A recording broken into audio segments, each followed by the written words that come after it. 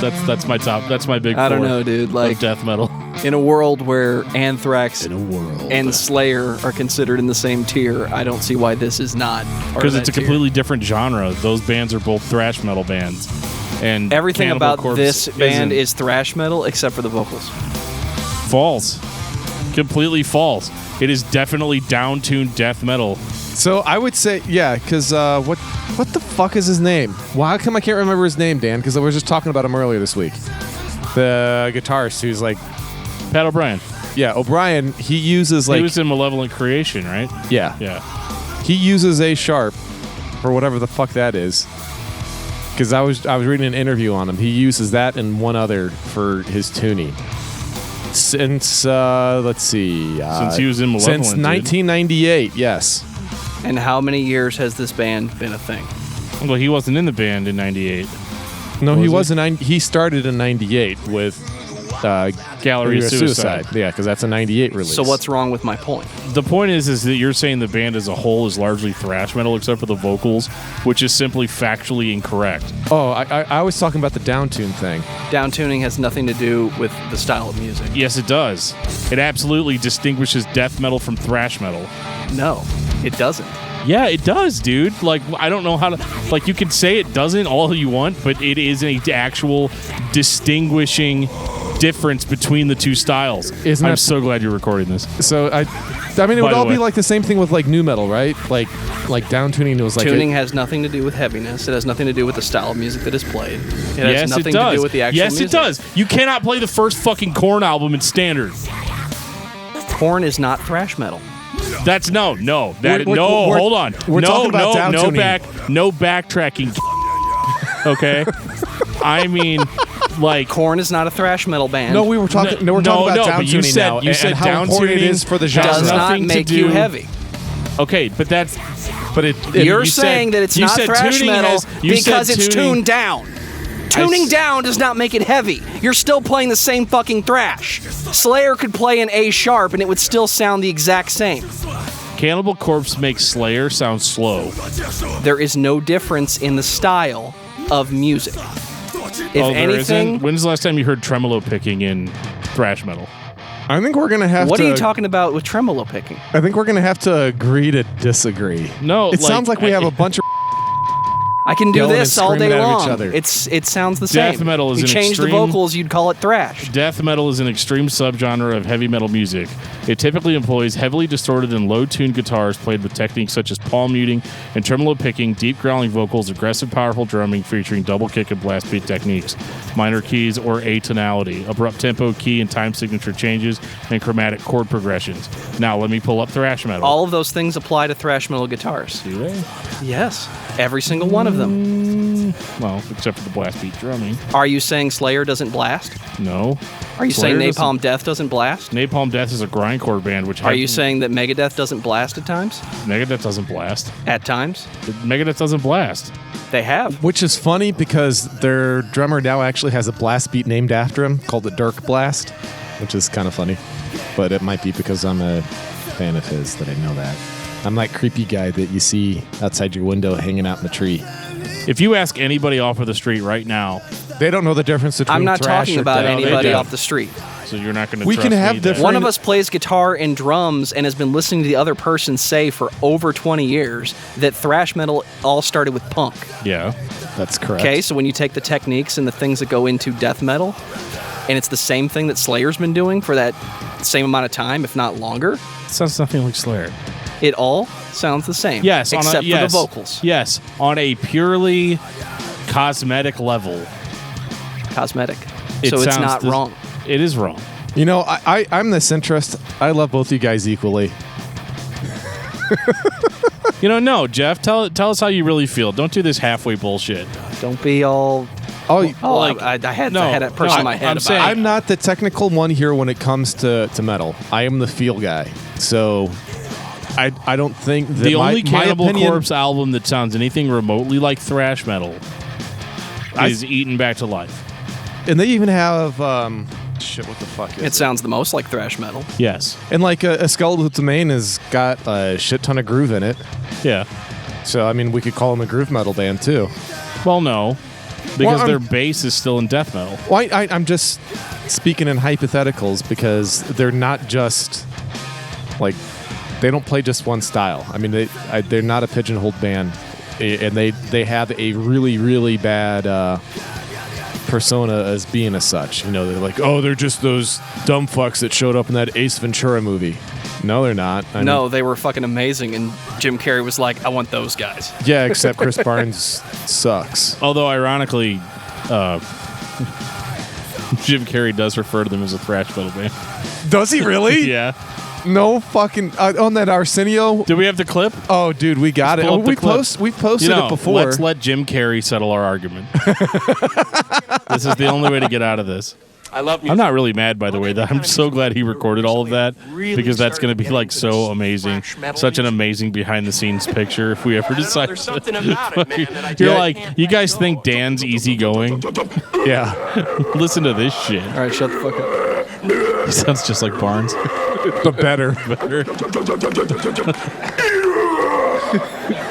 great. It's great. There's this one band out that's called Napalm Death, and it's so hilarious. I mean, I listened to this album. I started listening to this album, and it was literally, I'm not exaggerating, that was it.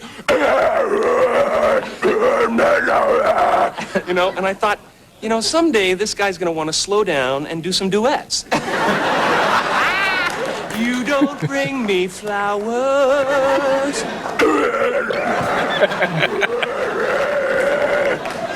I'm a little bit country.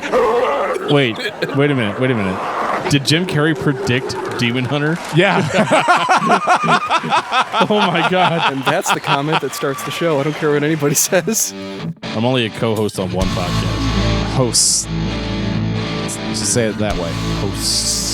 Yes. Co-host sounds better from phonetic. I consider us all hosts. I do too, but we are cohorts in the hosting. So we are co-hosts of each other. Say it like that then. Hosts. Which cohort of the hosting is correct? Co-host sounds fine. We're all co-hosts. I'm done talking man. Just about make it awesome. If you guys think that Dan is fucking wrong, then you are ready.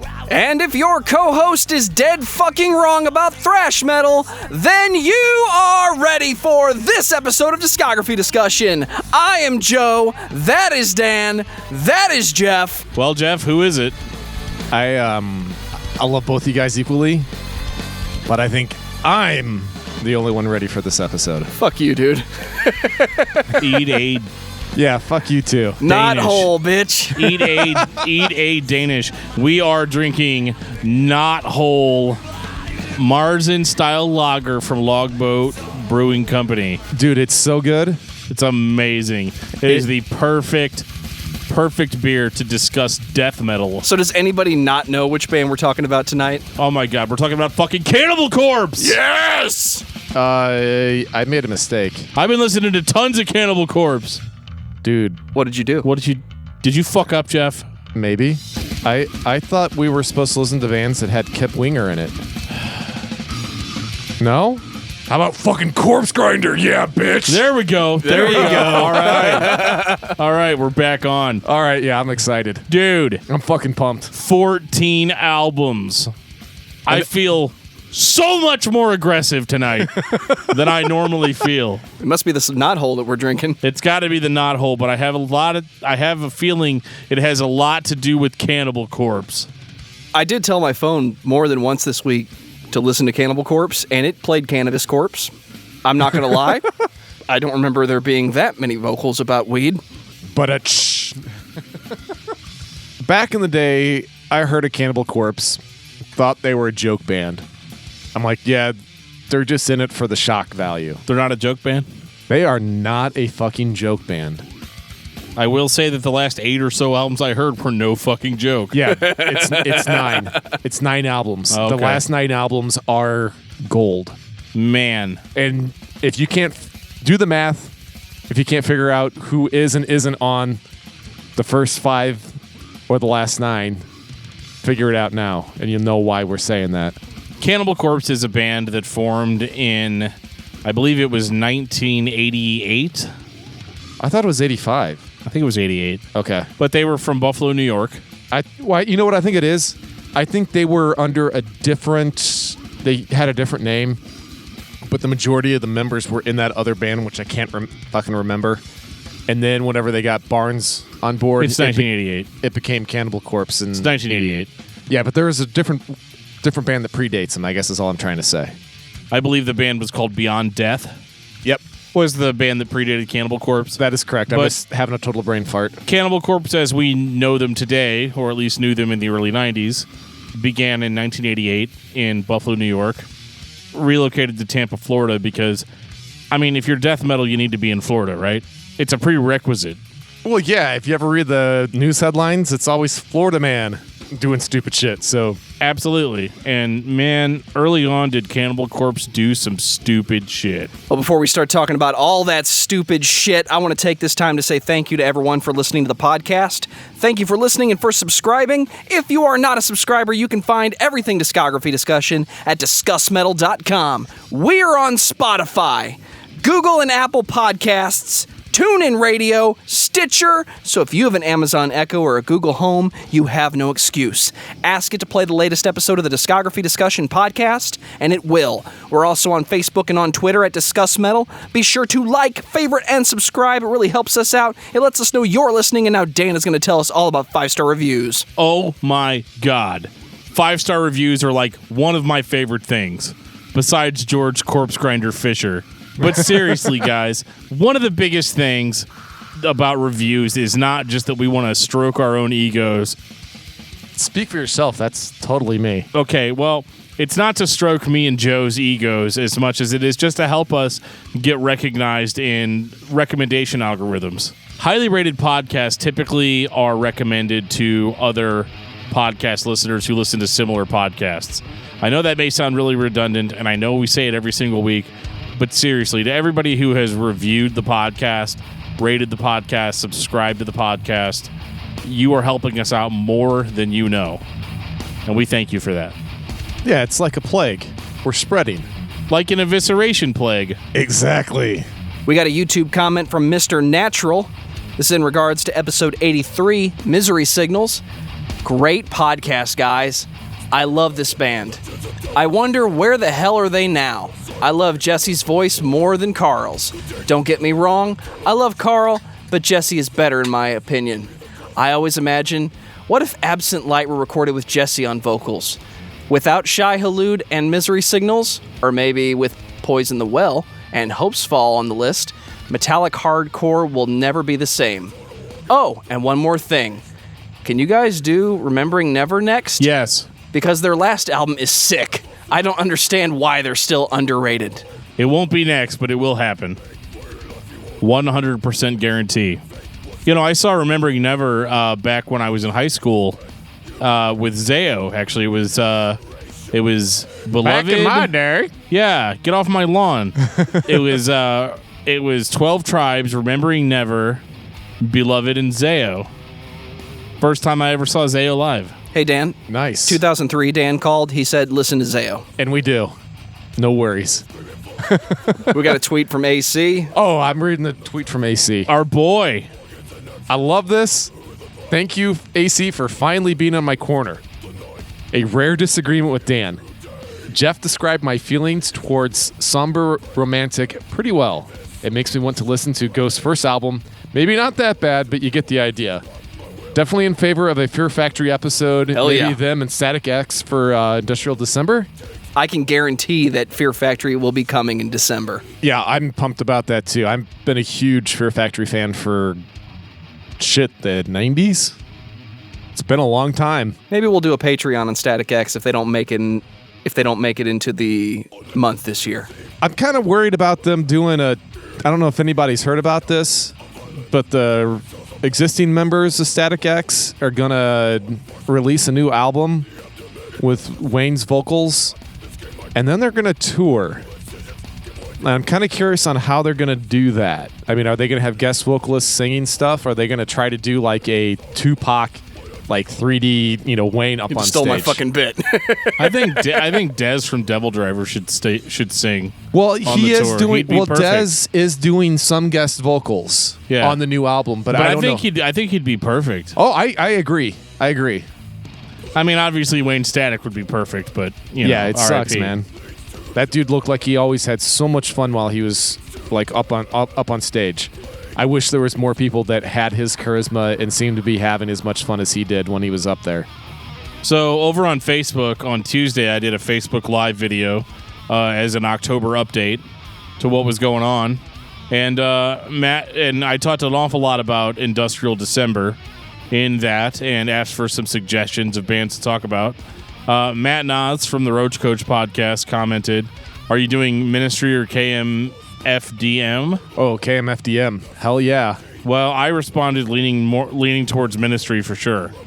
I'd rather do KMFDM personally, but we'll Ministry works. Oh, they got a Texture. That's a great song by Ministry. Well, we'll figure that out. Might even talk to Mr. Nas about giving his thoughts, and hopefully that'll turn into something really cool. And then we also got a comment from Mike Newton. He says, "Really looking forward to the Fear Factory episode.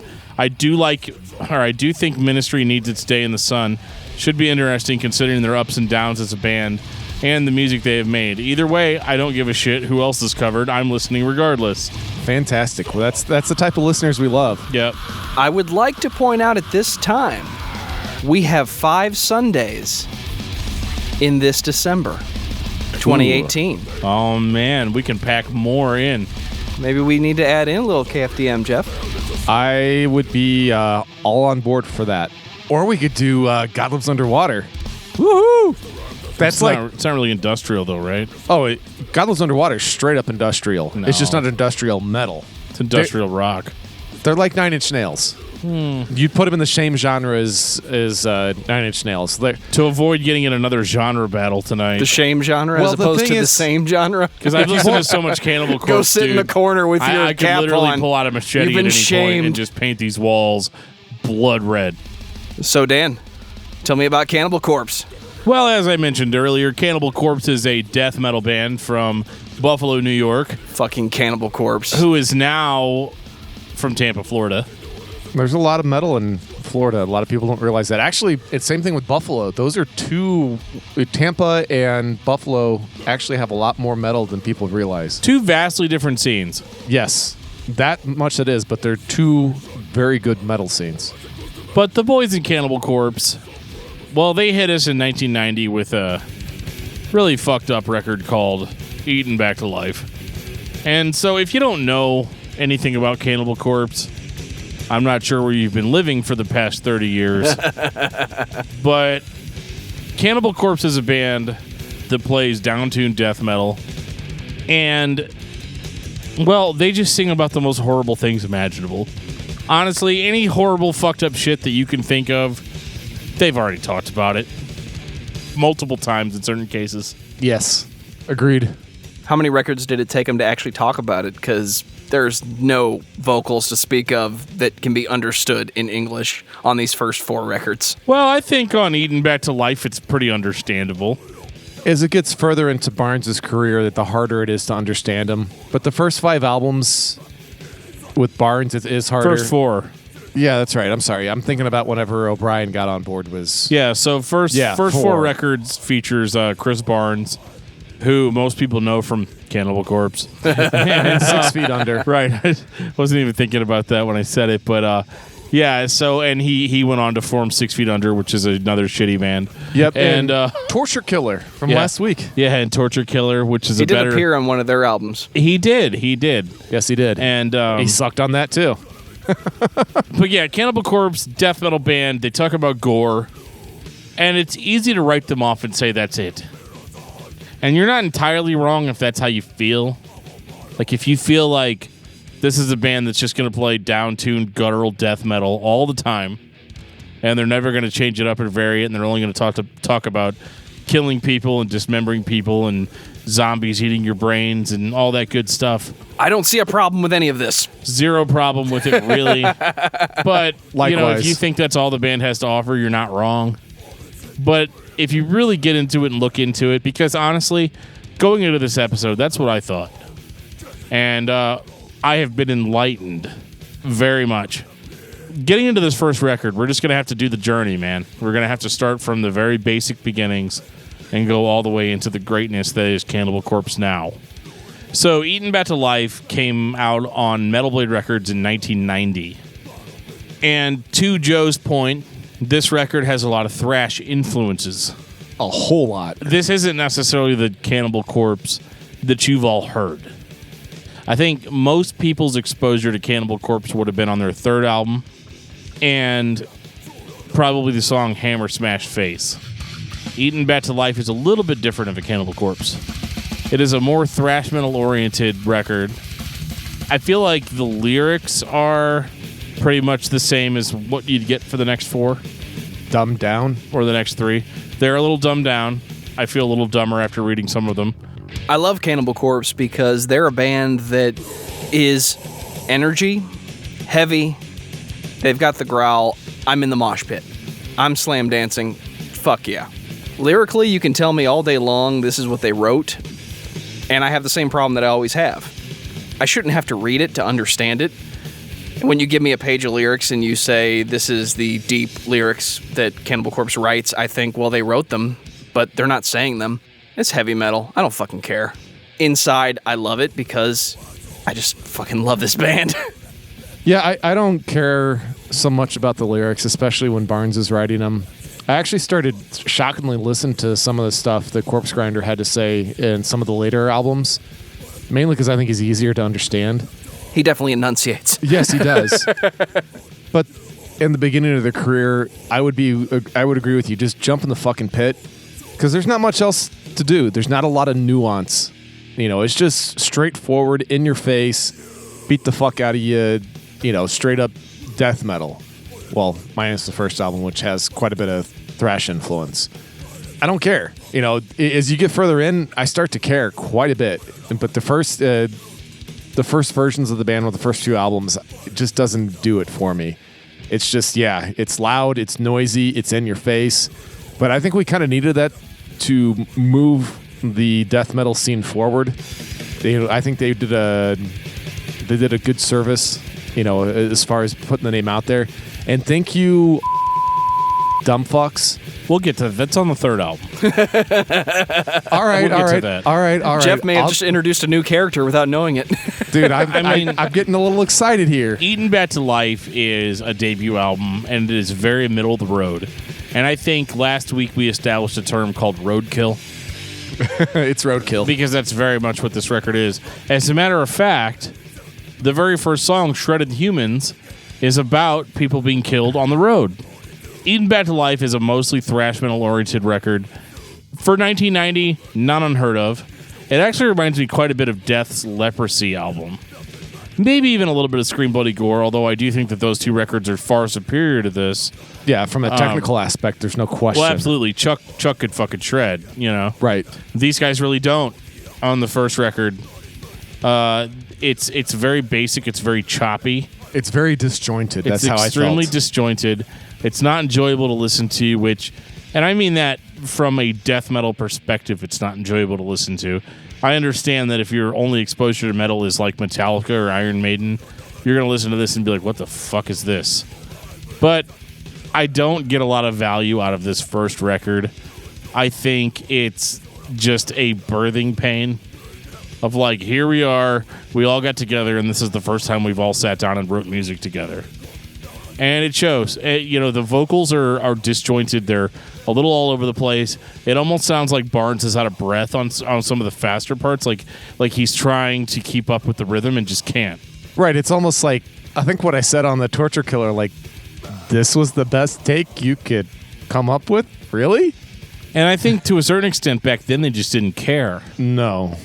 You know, didn't care, didn't have enough time to do it again. Or enough money. I mean, that's entirely possible. Strictly from a technical standpoint, this is the sloppiest album. Oh, it's not. Yeah, no joke. Just yeah, period. absolutely, no joke. Yeah, and I don't care. It's really not bad. Like I don't mind Eaten Back to Life, but like I don't listen to it.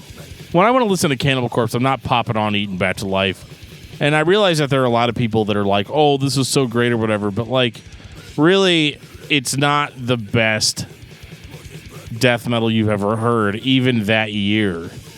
It's not like some band came along a year later and just totally redefined the genre or whatever. Like, like I said last week, this is the book that Death wrote.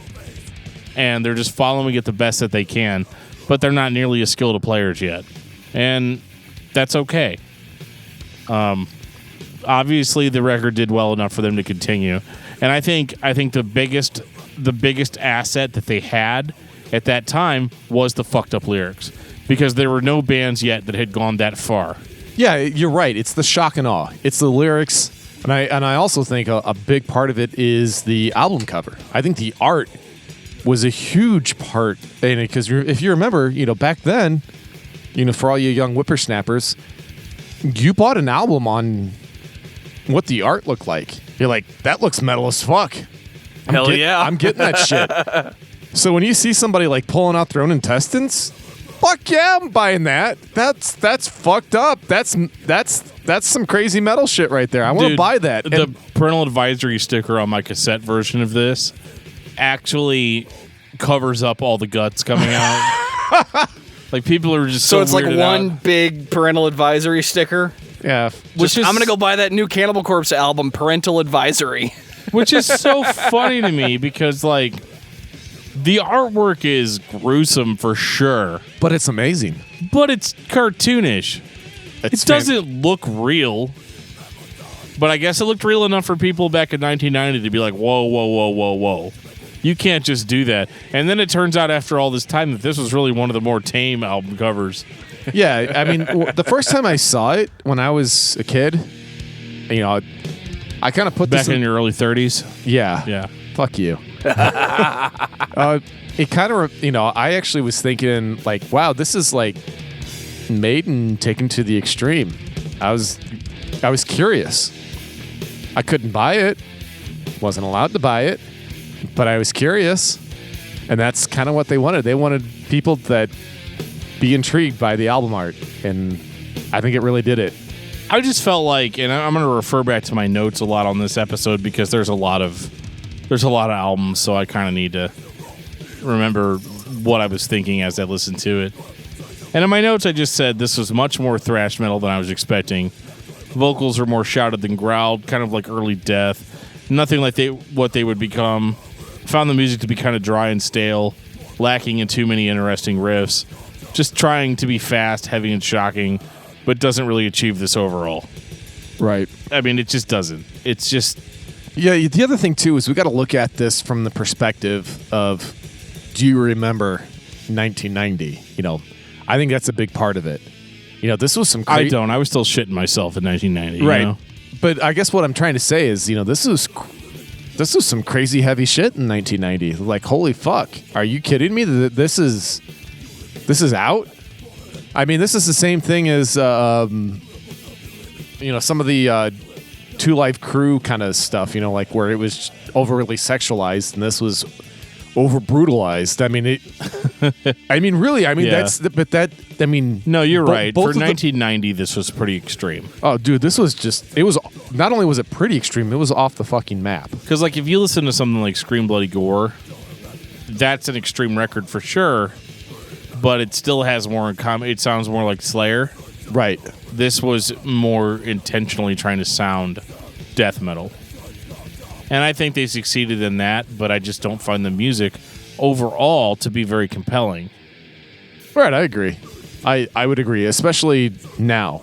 I mean, if you're listening to it, it does not age well. I guess that would probably be the best way to look at it. There's some stuff whenever you go back and listen to it, you're like, yeah, this could still work today. This album, no way in hell would it work today. I mean, you would think... Not even close. No, you would think like, okay, there's a bunch of high school dropouts that, made a record down in mom's basement. That's what you would think of this if it came out today. They made it in Morris Sound Studios. No, I'm just saying if it came out today, that's what you would think. I mean, so it does not age well. 1991, butchered at birth. Oh, yeah. Holy shit. Okay, I have to say this might be my favorite cover. Dude, the cover I love the fucking art on this one. Brutal as hell, dude. It's great. I can't help it. Like, the asshole in me is like, what'd you think of that cover, Mom?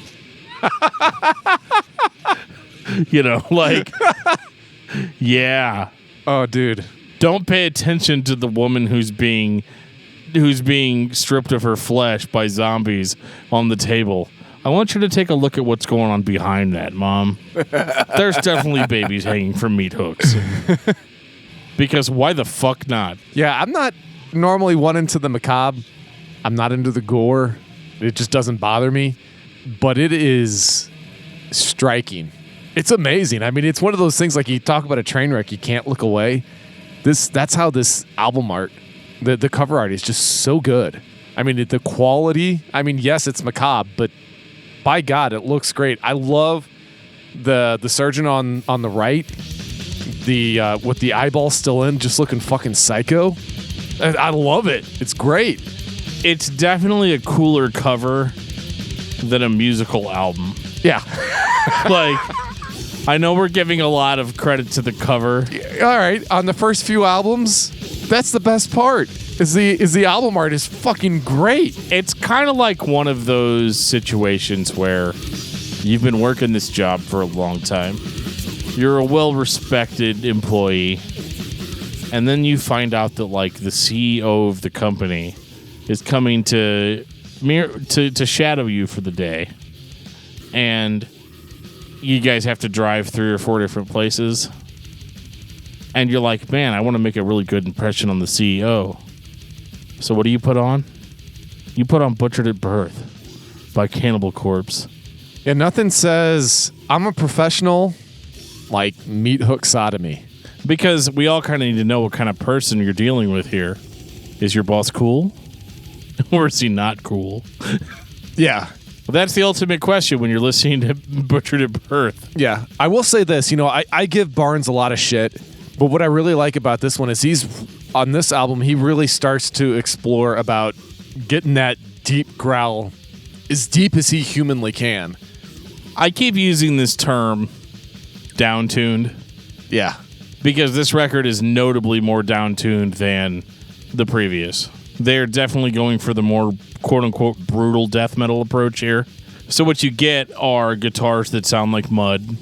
I actually think the production quality is worse on this one than on the first album. I'd agree on that one. It sounds a lot more muddy and indistinguishable, but I think that was the whole point. Yes. I think it was an intentional choice. I wrote in my notes, this was when Chris Barnes didn't suck. You're right. Production sounds a little bit muddier, which you talked about.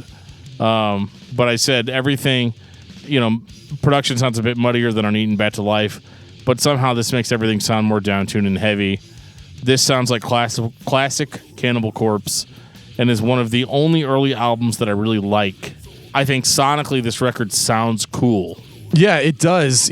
Musically they're better. I mean, as musicians, I think they've evolved. And like I said, it's one of the few times, like you said, with Barnes, I dig his vocals. I mean, I like where he's going, but I think what he was doing on this, actually, he was hurting himself to create this sound. Right. I mean, why can't you just be awesome and just pitch shift it down like everybody else does? Post-production. That's what you're supposed to do. I mean, if you did that, you could at least understand what he was saying. He's not saying shit on this record. Yeah, he just does not enunciate, but I'm okay with that. But it kind of adds to the persona on this. But like Dan said, this is a great blueprint. This holds up way better than the previous. I mean, yeah. This is a really, really, really good album. This actually would have been a better debut. Agreed. Because it's not like a weird fake out like Eaten Back to Life was. Because obviously the first time I heard Cannibal Corpse, they were like 5 albums in. First time I heard him was on Ace Ventura. Yeah, everybody did. But the funny part is that this sounds like what you would expect a band called Cannibal Corpse to sound like. And they realized that. I think they sat down and they're like, look, this Eaten Back to Life shit is cool and all, but we need to take this to the next level. Because, I mean, back in the early 90s with death metal was trendy as hell in the early 90s. So you had to have some sort of edge to you. Now, they had the gore lyrics, but they were like, how do we take that and make it more extreme? People aren't going to just always be impressed by gore lyrics. So, we want not only to be talking about the craziest shit that we could be talking about, but we want the music to reflect that as well. Yeah, you're right. The music matches much better on this album. Yes. Now, the music is not without fault. The thing that I hate the most about early Cannibal Corpse is the fucking choppiness of it. Like, it is so... Yeah, it's the rhythm section. There's nothing going on. Yeah, because it's not like... And again, I realize maybe this is some kind of intentional choice, and maybe it's something about early death metal that I just don't understand. But it bothers me because it doesn't go anywhere. I don't think that death metal is a genre that you're supposed to really analyze. At this point, Cannibal Corpse, you're just supposed to listen to the band on stage. It's the next 39 minutes of your life. It's not supposed to be analyzed. It's just supposed to be heavy and intense and in your face. That's all it is. And that's exactly what they are. In 1991, you're not wrong. This was still kind of a new thing. That being said, I still like songs that I can remember. And this was the first album by Cannibal Corpse where I was like, this is cool, but it's one continuous sound from beginning to end. And that unfortunately would not get better soon. Right, it's just their set list. Correct. This is what they played last night when I went and saw them. Correct. So it's one of those like, wow, this band's really cool, but what else you got? And unfortunately, they don't really deliver on that. It bugs the shit out of me. The songs run together. There's no real leads to speak of. That's one of my biggest complaints about earlier Cannibal Corpse records is that they don't have really any good lead guitar work to speak of. That's because the rhythm guitarist was the lead guitarist. Right, and that's a problem. Right. Because, like, you know, I was talking about death earlier with, like, Scream, Bloody Gore and Leprosy. And as much as we love later death, like Human and stuff like that, if you look at those first two death albums, they are leaps and bounds above most other death metal releases, if only because the lead guitar work is a lot better. This band has no lead guitar work in 1991. They don't even play fucking Cat Strangler solos. Like, what the fuck is up with that? 1992, Tomb of the Mutilated. So, Geoff, how did you feel about the cover artwork for Tomb of the Mutilated? Well, this artwork taught me got this hot ass on the cover. Jesus. Just getting it's hot as fuck. And yeah, I got to this one every once in a while because it's just hot as fuck. I don't know that we can air any of that. Since we couldn't keep any of that.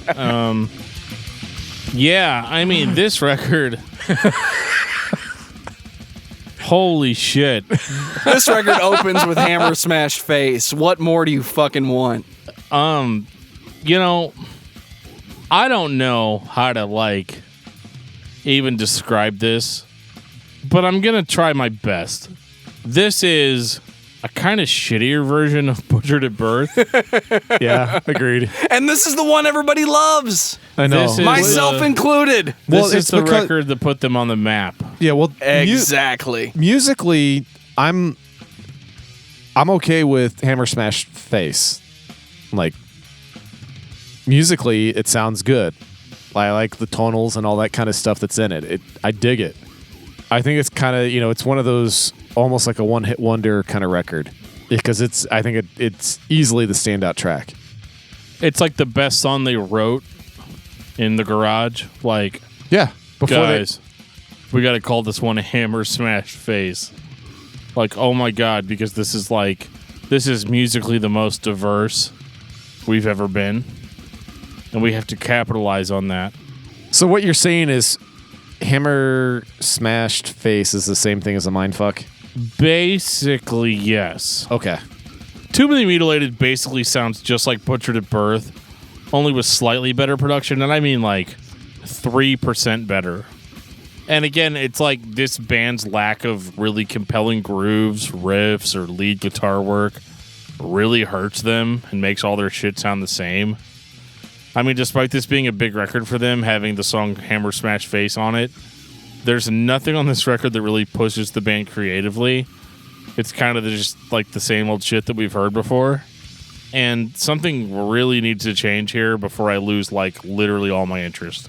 Now, I noticed that they employed a similar strategy on this record that they had employed on Eaten Back to Life, which was, if we're totally over the top with the gore shit, people won't notice that the record's kind of shitty sounding, which is why they released a song called Wait, hold on, that was weird. Let's try again. Okay, so the song's called Joe, is that thing in real time now? Yeah, dude, I had to put that in for YouTube reasons. It's not going to be a big deal, I promise. Okay, well, YouTube reasons? I thought that was Geoff reasons. I guess, they did say if I didn't put it in that Geoff couldn't be on the show anymore. So, I had to weigh my options, and, I chose to be on YouTube and hopefully be successful. Well, since I'm not even allowed to say the title of this track, it's track 7. And, the initials are ERFAVC.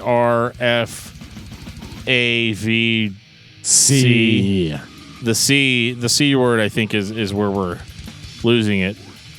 That being said, what the fuck, guys? I'm not easily offended. I listen to death metal all the time, especially this week. Yes. That being said, I don't even know. I don't even know where to go from there. But I'll tell you where to go. Where? Where should I go, Geoff? Can you book me some flights? Yeah, Necro. What did you say? Necro. We can't read any of the track titles on this record. Keeps bleeping us out, man. I know, this isn't going to work, man. We're going to have to increase our Patreon funding very soon. Something like that, man. This fucking censorship thing has become self-aware. We tried talking about some Pig Destroyer lyrics a while back. We were like, you know what people really liked on the show when we read more Pig Destroyer lyrics? And I tried reading them and just bleeped out everything. It was like a half hour worth of shit. But somehow shit made it through. Don't get it. Absolutely. So they really doubled down on the controversy on this record. Hammer Smash Face appearing on the Ace Ventura movie. Literally appearing. The band was in there, and they were playing their song, and then at one point, Jim Carrey, did his best impression of whatever he thought Chris Barnes was doing. That was cut. That was a deleted scene. But it's on TBS. It's amazing. And that means it's real, right? Yes, it is. But it was also a modified version of Hammer Smashed Face that's in the movie. It's like a minute and a half. Yeah. Which is fine. That's all you really need. Yep. Musically, this is not very compelling.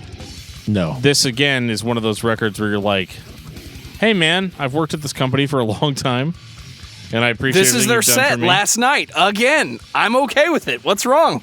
And I just want to give you guys a little bit of a preview of what kind of person I am. And my favorite record of all time is Tomb of the Mutilated by Cannibal Corpse. My mom doesn't talk to me anymore. My friends don't. Nobody talks to me. It's weird. I burn effigies of, mutilated corpses in my front yard every night. But, I feel like that's I should get a promotion, right? I mean, what are you guys thinking about this? I mean, take, for example, this wonderful song called We've all been there, right? I realize that was bleeped out, but still, the effect remains. Really nothing good to offer musically, but so much gimmick. There's more gimmick here than money can buy. It's fun. There were legislators putting this record on, albums that should be removed from sale. They went beyond that. They actually wanted the record label to drop them.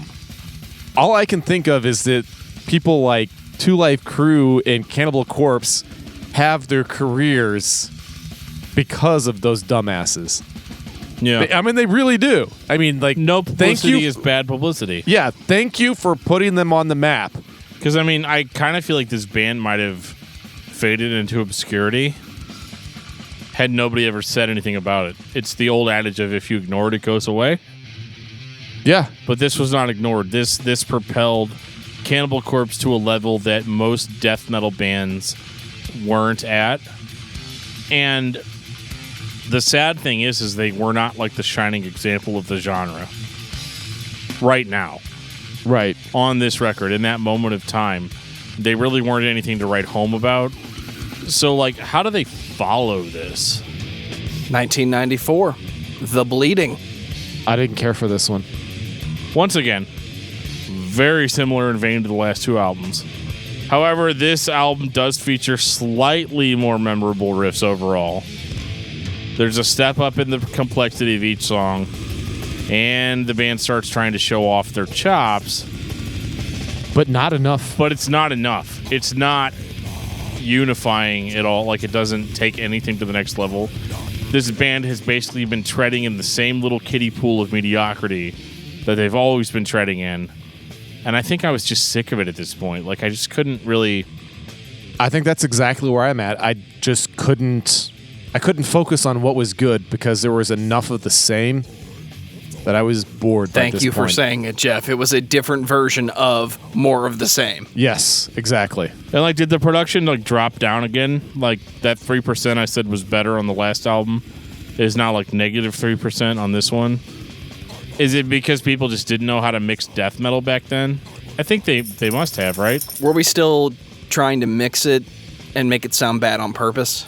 I don't know. Like, Obituary's record sounded great. Death sounded really great at this point. I don't know what it was about Cannibal Corpse, but it's almost like they just felt like the muddier it is, the more brutal it is. And I guess depending on the kind of person you are, I guess that's the way it is, but I don't know. I really can't get into it, and I'm not, like, I don't know. It's a little bit better, I have to admit. It's a little groovy in places. It sounds a little bit like 6 Feet Under, actually. Yeah, it's not enough of consequence to make a difference. It's interesting, too, because, like, this sounds a little bit like 6 Feet Under, and then Chris Barnes would go to start 6 Feet Under around this time, and they would just continue on in the same fucking vein. Yeah. Forever. And not a band I'm a fan of. Yeah, the Bleeding is not a great record. It's not really worth your time. If you're really into Cannibal Corpse and you just have to hear the classic shit, listen to Butchered at Birth and just kind of move on from that, because the other two albums aren't really going to do it for you. And if you can't get Butchered at Birth, maybe Tomb of the Mutilated might be okay. Yeah, but the Bleeding isn't where you want to go. No. Tomb of the Mutilated had, I'd say, 3 decent songs on it. I can't pick out one at all on the Bleeding. Like, it just doesn't do it for me at all. Collectively, yes, it's a better album, probably from a musical standpoint. But, like, you know, Joe was agreeing with me earlier, it's just more of the same. I just was like, That's the best way for me to put it. Then this album came, listen to this album next. I was just like, Well, yeah, and it's like, it's really fast paced, but, like, I don't feel the energy in it. Sounds tired. Sounds bored. Probably because they were. And that's what I am when I'm listening to this. I'm bored. Like, I don't care. Do you want to know what happened in 1996 that will make you care? I don't know. Tell me all about that. There's this record called Vile by this band called Cannibal Corpse that has a new lead singer. What, George Fisher? The motherfucking Corpsegrinder! George Corpsegrinder Fisher. Best death metal vocalist of all time. Was he, like, slipping fucking nicotine patches into these dudes' coffees in the morning? Because Vile comes in, and from the very start, it is a huge step up in speed, aggression, and technicality from this band. Well, I think it's just because Barnes couldn't enunciate. They had to. They could only go so fast because that's as fast as Barnes could go. That, and there were several times where Barnes just wasn't saying anything. I mean, I know he wrote lyrics, and if you buy the album, you can read them, but he wasn't really saying anything. Well, the problem is because of the style and the sound that he was looking for, you can only go fast. You can only go so fast, and he was going faster than what he should have because he couldn't enunciate anything. And it's not about the enunciation. It's about being intense, and it's about the imagery of the record, and we're just going to steamroll over everything. Well, that's what sets Corpsegrinder apart, is the fact that he's able to be intense. He can be as heavy and as brutal with his vocals as anybody else, but you can at least kind of sort of understand what the dude is saying. Yeah, I mean, this is much easier to follow along with if you're reading the liner notes. Yes. Because he is clear, he is concise, and the intensity level never lets up. And I just couldn't believe what a vocalist upgrade this was. I actually like the whole staccato, especially in the earlier stuff of his voice. I love that. He's fantastic at it because you can actually get what he's saying when he's doing it. The dude is not from planet Earth. I mean, he's a fucking genius. I'd be remiss if I didn't mention the drumming on this record. It is on fire. Yeah, it's way better. Same drummer, but like revitalized. He went home and practiced, is what it sounds like. It sounds like he had they were a reason getting to practice. It sounds like they were getting away with that mid-pace shit. And Vile is not a record that I would describe at all as mid-paced, slow, or doomy. I mean, overall, this is more technical and more modern sounding than the previous 4 records. And there are a lot of people out there that just basically tell themselves that Vile was the first Cannibal Corpse album and move on, and I don't blame them at all. I mean, you can tell yourself that, because with that logic, Hammer Smash Face doesn't exist, and I can't live in a world without Hammer Smash Face. Well, yeah, but like the thing is that, you know, once you hear Corpsegrinder sing Hammer Smash Face, it's 100 times better. It is.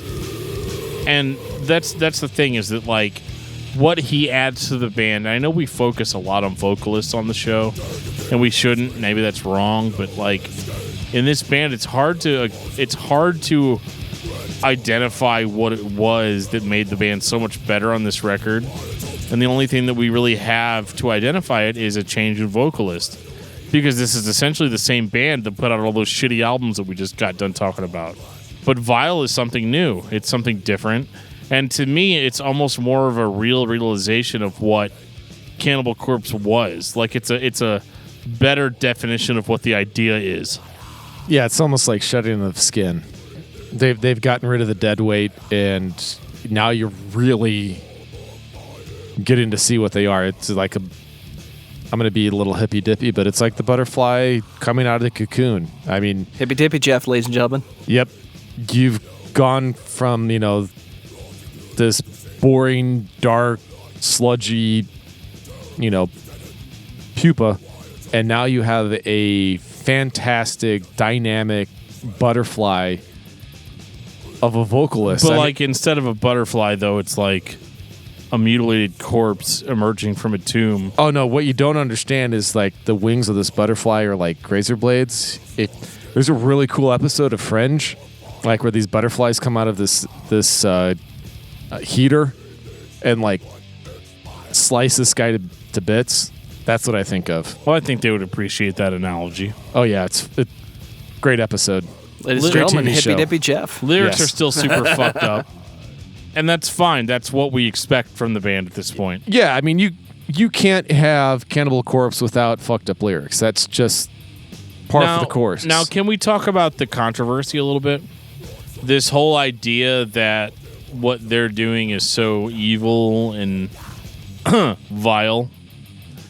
Like, people want to jump on a band like Cannibal Corpse and say they are fucking responsible for the downfall of our society, which is ridiculous. I mean, it's stupid. How many people in the general population listen to shit like this? Hey, have you ever heard of Bram Stoker? Have you ever heard of Mary Shelley? Right. And how much fucking older is that shit than Cannibal Corpse? What's wrong with telling a story that's just kind of fucked up? It's perfectly fine. I don't really mean kind of fucked Nothing's up. I mean, wrong like, with it really when you fucked can voluntarily not buy it. You don't have to listen to it. No one is forcing you to listen to it or buy it. You just know that the band talks about this kind of stuff, and it's like a horror movie. It's exactly like you're hitting the nail on the head, because you never heard controversy with, you know, Nightmare on Elm Street, Friday the 13th, Halloween. They're all admittedly huge horror movie buffs. Yeah, I mean they've straight up said that like these are essentially like, you know, short stories that you could turn into a horror flick. Yeah. Which is cool with me. I'm fine with that. I'm fine with it too. It's one of those things where I think it got better from here on out, though, because the bankroll wasn't necessarily the controversy. Because you're on album 5 now. People are used to Cannibal Corpse released a new album and it's talking about all kinds of weird, fucked up shit. But that's okay, right? I mean, this is what they do. It's their brand. It's their bankroll. But I don't feel like it's as contrived as it was on Tomb of the Mutilated. I feel like on that record, they were just trying to, like, look at me, look at me, look at me, look at me, look at me. Yeah, it was all shock and awe, and now we got some substance to back it up. The band is called Cannibal Corpse. Right. Fucking most metal name of all time. One of the most metal names, for sure. And, like, if you're not sure what you're getting into with Cannibal Corpse, you might want to go back and listen to something that's a little bit more vanilla and work your way up to it. But, I mean, you're on album 5 now, and so the concentration is more on how do we take this and make it perfect, more so than how do we just piss people off. I don't think the goal is to piss people off. I think the goal is let's write some crazy shit and write some lyrics that are just as crazy. That's fucking heavy. Absolutely. And fucking brutal. So Vile was very much a linchpin for the continuation of the band. Agreed. It was a rebirth. For sure. If Vile wasn't a rebirth, Gallery of Suicide absolutely was. Gallery of Suicide was the first quote-unquote great Cannibal Corpse album. It's not quote-unquote great. It is great. I say quote-unquote because there are a lot of people out there that disagree. Oh, well, fuck them. Well, I agree with what you said about them disagreeing. I'm so confused. Stop with the metaphors and stay on track. I've drank so many log boats at this point. It's all getting a little blurry. Gallery of Suicide is more like it. Like, this is what I envisioned the band to be back when I first discovered Cannibal Corpse. This has actual riffs, good lead guitar work, and actual solos. There's even a little bit of melody in some of what they're playing. If the band's going for a horror movie influence, it's nice to see them actually working to establish a horror film atmosphere on an album. Because before that, it was just like chop, chop, chop, chop, chop, chop, say crazy shit, chop, chop, chop, chop, say crazy shit. You know, like, it didn't work. Make funny noise with voice. And now, it flows. There's a flow to it. There's actual musical composition involved in this. Well, I guess we would be remiss if we did mention that we do have a new lead guitarist on this. Pat O'Brien. Pat O'Brien is a virtuoso. He is one of the best death metal guitarists of all time. Agreed. From Malevolent Creation. Yes. It's another great death metal band you should check out. Yes, absolutely. That I'm sure we will cover on the show at some point. Yeah, this dude can actually play. This is probably my second favorite Cannibal Corpse album. And it actually has my favorite song on it. Is it the instrumental? No. Really? Nope. Which is, it's fantastic. It's in my top 5. But no, actually, Gallery of Suicide, the self-titled track, I love. They slow it down just a little bit. I kind of wish they would do that a little bit more. Because, God, does it sound so good. And the guitars on it that's what the standout is for me on Gallery of Suicide, is the guitars. Holy shit. It's so good. So good. I don't know how many times I listened to that row, maybe 5 or 6 times in a row. Yeah, I listened to this whole album 3 times, which is unusual whenever I've got 14 to get through. But it's so easy to do it on this one. It is, because it's really enjoyable. And, like, they have an instrumental, which is one of their first. From Skin to Liquid is one of the most ballsy moves from a band like Cannibal Corpse I've ever heard. It's heavy. It's technical. It's melodic. It's riffy. Memorable. Yeah, it's really good. This was the first time we ever heard melody on a Cannibal Corpse album, and it was welcome. Yeah, this whole album, because Gallery of Suicide's got plenty of, that song itself has plenty of melody in it too. I love being brutal. I love listening to brutal shit. I do. Like, it's a lot of the time I prefer it to more melodic stuff. Whenever I'm 6 albums in, guys, you gotta play something I'm gonna remember now. I wasn't expecting to find something great in Cannibal Corpse through an instrumental track, because historically the thing that I've disliked the most about them is their actual songwriting ability. And they really knocked it out of the park here, and it's very much my favorite track on this record. Yeah, I mean, it's my second favorite on this one. It's in my top 5. And this is without Corpsegrinder holding the fort down, so to speak. The song Gallery of Suicide is still my favorite on this album, and it's not even close. I love that song. It's in my regular rotation. It has been for a long time, and it was a good excuse to put that song on repeat. I seriously listened to it like 5-6 times in a row because it's so easy to listen to. I actually put the instrumental song on for my wife, and she's like, wow, these guys are really good musicians.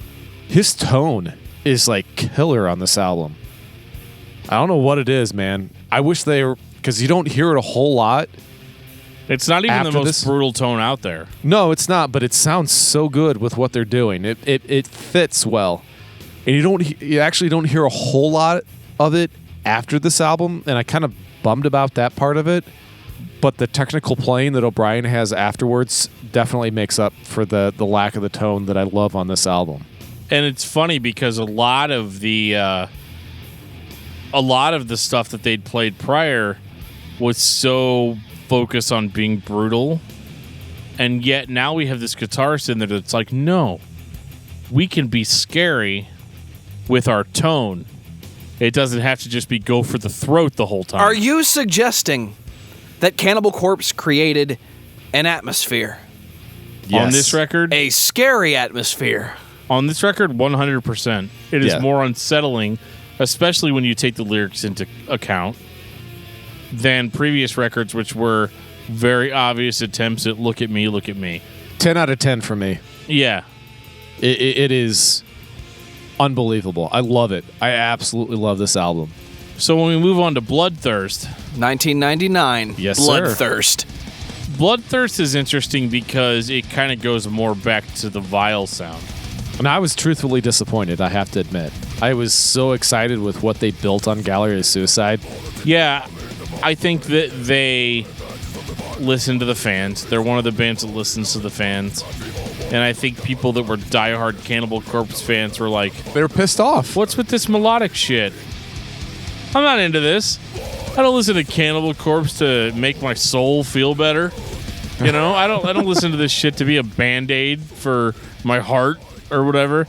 And obviously, Gallery of Suicide was not that. But I could see how people that were huge fans of the band before that would take issue to it. Right, comparatively speaking, it is definitely lighter than Vile and everything prior. Yeah, and when we're listening to it in 2018, it's a little hard to go back to the 90s and be like, no, man, this is clearly better. Because to us, like, we're at a point now where we're not just impressed by your brutality. Like, it's cool or whatever, but, like, there's bands out there that are more brutal than you are. And they sound way better. They sound way better. You know, so an album like Gallery of Suicide sounds better in 2018 than maybe it sounded back in, 98? On one hand, you had Gallery of Suicide, but the expectation was everything that you'd gotten prior. What was the alternative? Metallica does Load and Reload, and Megadeth does Risk. I can understand if you're a fan of Cannibal Corpse, you're equally upset about that because it's not this. It's not what Bloodthirst is doing or Vile. Does that make that a record that would be unappreciated at the time, but has gone on to be appreciated? I like it. I didn't really have a problem listening to it. I was like, oh, okay. They're stepping it up now. They're going more for the brutal again.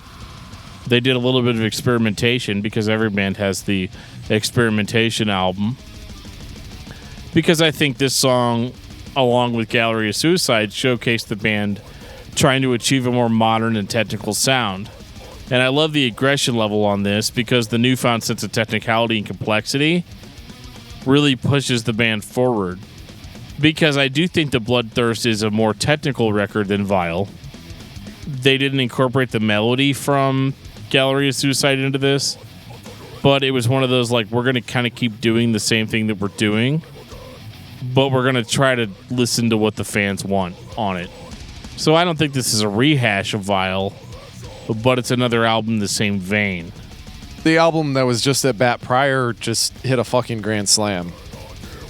So, well, and it's not like it's bad. I mean, he still made a hit. It's not like he struck out. It's just Gallery of Suicide is just, it's seminal for me at least. It was different. It was cool to hear something different. Yeah. This record's kind of more of the same. Yes, exactly. It's more of the same, and I get bored easy. I've said countless times on this podcast that I'm more interested when a band kind of goes outside their comfort zone and tries something new. And they did it with Gallery of Suicide and knocked it out of the park. But like you said, this is a band, to credit to them, listen to their fans to a certain extent. But I think in this instance, it was a detriment to them. I disagree that it's a detriment. I mean, obviously listening to your fans means more album sales. I understand that you're talking strictly musically. Right. And that you typically are a fan of more melodic music, or at least music that's more memorable. Right, I don't necessarily has to be like dumb a lot. Like you weren't expecting Cannibal Corpse to go clean vocals. No. At any point. But like, I get what you're saying, but from a guy that's like, let's just pound him into the ground all the time, I thought Bloodthirst was kind of cool because if you put out Gallery of Suicide again, what are you going to do? You're going to do Swim to the Moon? You're going to expand on that. You're going to expand on those differences in your sound. If they had continued on in a more melodic direction like Gallery of Suicide, I think they would have lost people. I think this was the smartest career move. It was the best business decision that they could have made. But it definitely was not the best artistic decision. Correct. That's all I'm trying to get across. And I'm one of those weirdos that I don't like. I like diversity, in all aspects of my life. So obviously, I'm wanting a band that I like, especially since O'Brien and Corpsegrinder are on board.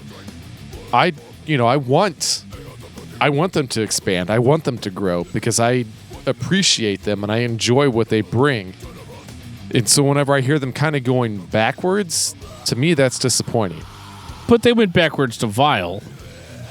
Yeah, it's not like it went backwards. Which was still a great record. But they still went backwards is kind of my point. I don't think they went backwards, though, because I think that Bloodthirst is a more technical record than Vile. It's a step up in the chops department, for sure. Right. And I think that, before the band only survived on their image, the gore image. And I think that the gore is still front and center here, but the band has some actual tools to back up all the blood. If anything, Gallery of Suicide was the step outside the norm. They just did something that was far and above what the expectation was or what anybody thought they were capable of. Right. Well, and I think with my two favorite albums of theirs, it's different from the norm for them. And it's the two that are by far the most different as compared to everything else that they release. And I think that's why I like it. I'm not one of the more of the same people. And I like to have... I get bored way too easy. I think that's probably my biggest problem. I think that's why I go down the rabbit hole of Spotify and Pandora and YouTube, is because I'm looking for the weird shit that nobody's heard before, because I get tired of hearing the same crap over and over again. And unfortunately, even though as technical as this band gets as time goes on, there's a lot of more of the same shit. They just do it better than most everybody else. In 2002, there was this thing going on called nu metal, and everybody loved it. And Cannibal Corpse would put out an album called Gore Obsessed. Is this a nu metal record, Dan? Fuck no. Thank God it's not. This is so ungodly thrash, so ungodly death. This is just awesome. We're just gonna keep doing this death metal thing, everybody. Well, don't you want to make nu metal? We did. New death metal, it's right there. Well, that's not really the same thing. Right, but this is better. It's definitely better. It's better than nu metal, but it's not better than Bloodthirst. Gore Obsessed, I thought, was very similar to Bloodthirst, which isn't a bad thing. I think this is one of the most enjoyable eras of the band. It is. Like, from here on out. And, like, it's bangers through and through. And I found it pretty good overall.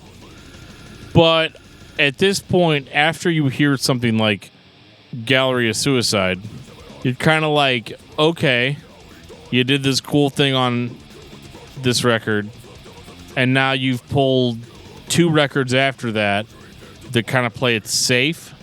This is a very safe record for them. Right. It's one of those stuck in a rut kind of things, and I think it's on purpose.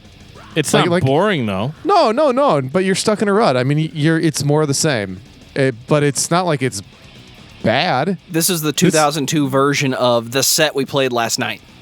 I'm still on board. I mean, it's good shit. I mean, I don't want to piss off any fans. I mean, because I love these albums. Okay, man, I love pissing off fans. That's the only reason I do a podcast. Well, I know that's why you do it. Wait till we talk about Savior Machine next week. R.I.P. Mushroom Head. Yeah, I can only. I got to have the diversity. So especially whenever you have 14 albums, you got to have that diversity. So whenever I'm listening stuff cover to cover, through and through, like I'm not a playlist listener. So whenever you a lot of this stuff starts to blend together again. And that was the problem we had on the first 4 albums, is that a lot of it blended together. When I say we get stuck in a rut, I just mean it is you could take a lot of these tracks and interchange them amongst the albums, and you're still getting good albums. The thing is you can interchange it, and it's not going to affect the quality of those albums. You're not going to make one album better, one album worse, because it's more of the same. Is there a day where you can shuffle Cannibal Corpse and be satisfied with what you hear for the next 45 minutes? If I put Gallery of Suicide on shuffle, sure. So you're going to buy Bloodthirst or Gore Obsessed. You're not going to buy both of them.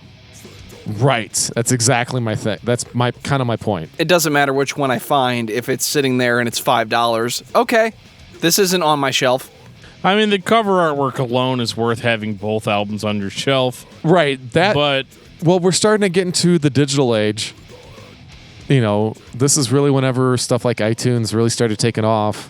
Which is a huge shame. Because the next record, The Wretched Spawn, has some crazy cover artwork. I mean, oh my gosh.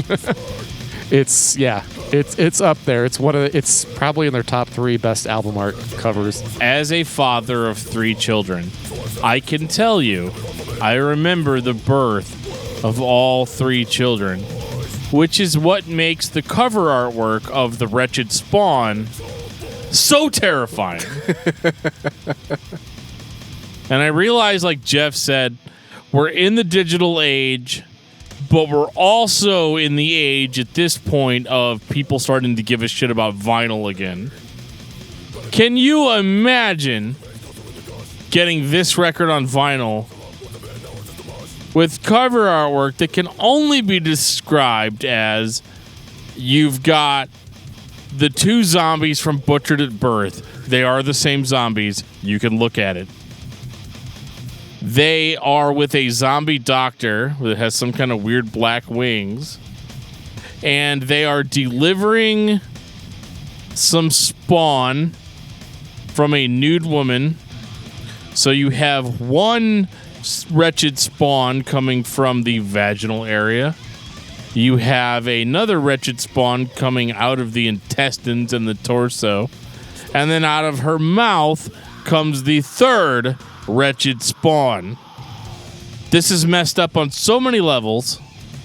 It's hard to look at because I've seen not exactly the same thing in real life, but something equally as terrifying. This is old school Cannibal Corpse artwork at its best. Yeah, that it is. Yes, it is. So let's talk about the music, guys. But there was music. There was music, yes. I mean, I didn't really notice that the album had changed, but yes, there is music going on, Are you and it kidding is the me? Wretched Spawn. Oh, you guys are missing out. The Wretched Spawn is like way better than the last two records. Oh no, I agree. I'm just messing with you. Like Corpsegrinder delivers his vocals faster than he ever has, which when you listen to something like Vile or Gore Obsessed, you're like, how is that even possible? It's possible. Yes, it is. This was a cool fucking album. Memorable riffs, super technical, lots of great vocal hooks. This band's at the top of their game. They've got nearly perfect sound quality. Corpsegrinder rules this album, and it's literally their best album so far in my listen through. Yeah, in your opinion. This is one That of is the only directly bands. from my notes. This is one of the only bands that the music is progressing in quality in 2004, but the vocals still sound like old school death metal. It sounds like we spent a lot of time getting the drums sounding okay and the guitars sound great, but the vocalist was just one guy, one take, dead center, lead vocalist plus microphone, go. I love the fact that not only is it the death growls, but the screams and shit that he's got on this album, Evil shrieks. dude, are fucking tight, man. I love it. That's by far the best part of that is just the diversity. He's showing his chops on this album, big time. Like you said, Corpsegrinder's front and center on this album. This is my third favorite of the 14 releases that they have out. This is a fantastic listen. It really is. Dude, the song Nothing Left to Mutilate. Oh, that's funny. I was going to mention that one, but go for it, man. Oh, you don't like that one? No, I dig it, man. I was going to say, that is probably my favorite song on the album. No, it is mine too. Memorable riffs. There's even some Gallery of Suicide shit going on that song. That's probably why it's my favorite. And oh my goodness, I'm like, this is it. This is the record we've waited 3 albums to get to. This is the true sequel to Gallery of Suicide, in my opinion. There's a lot of treading in between. There really is. I think there was a lot of appeasement going on. And that's okay. Like we talked about in the Napalm Death episode that, you got to appease your fans because they're the ones that are keeping you at the level that you're at. Right, they pay your bills. Yeah, and so they want a band like Cannibal Corpse to always deliver a super brutal, super gory experience. Sometimes for Cannibal Corpse, that means just keep it simple. Kiss. Yeah. Keep it simple, stupid. Yeah. Like they want you to keep it simple, don't go out of the boundaries too much, and just give us what we paid for. They did that. They did that on Bloodthirst. They did that on Gore Obsessed. But on the Wretched Spawn, somebody came in and said, no, I have good ideas, and they're valid. And I want to start showcasing that in the band. Right, I know this is around I know that O'Brien was starting to write a lot of the... like the main ideas? Yeah, the music. I mean, not the lyrics. He's never really... I don't think he's actually done anything with lyrics the entire time. I'm not sure. I don't have physical copies of all of them. Some of these were definitely streams for me. Right. But, yeah, I don't remember him getting a lyrics credit in most of the liner notes that I have. I'm sitting here laughing because every time I read the track listing for this record, I see that scene from Metalocalypse. I see the guy painting the cover of the record. What picture is that? Well, it's, the zombies and, it's the Wretched Spawn. So they're coming out of here and they're coming out of here and they're coming out of here. I mean, there's nothing left to mutilate. Whoa, that's a great song title. Yeah, actually, I guess we ought to mention Death Clock right about now, which is the greatest fucking band of all times ever. Besides Cannibal Corpse, I think that Nathan Explosion directly copy of George Corpsegrinder Fisher. Oh yeah, like 100%. That was the model in which the character was built off of. Well, even though Death Clock is the best band of all times, the greatest. Everybody ready to kill? Kill was a big deal when it came out. Yes, it was. It was kind of like, this was after the rise of metalcore. And I think kids were like, you know what? This As I Lay Dying stuff's cool. This Killswitch Engage stuff is cool. This Unearthed stuff is cool. But what are the bands that are truly being brutal? What are they doing? They are doing necrosadistic warning is what they're doing. They love that fucking song. Literally killing it. I remember seeing videos. I know they did a video for The Time to Kill Is Now. I watched that on Headbangers Ball. MTV was still around. I mean, they were playing music videos. MTV too. What show was it? Headbangers Ball. Don't you mean Headbangers Ball? Headbangers Ball, brother. Yeah. What you mean? Ricky Rackman becomes bald? Is that the name of the show? Get out of my house. I believe that Jamie Josta was the host. Oh, at this time? At that time, yes. Okay. Which adds a bit more credibility. Yes. Love Hatebreed. We need to do a Hatebreed episode. Yeah, we do. I remember seeing the video for The Time to Kill Is Now, and there was this dude that was dating my sister-in-law at the time, and he was like, dude, you gotta check out this band called Cannibal Corpse. And I was like, dude, I know Cannibal Corpse. And he was like, no, seriously, there's like this great new band. I was like, they're not a new band, dude. They're older than you are. And he was like, not older than me. He's like, but this is the most technical shit I've ever heard. And I was like, well, okay, I still need to burn you a copy of Human.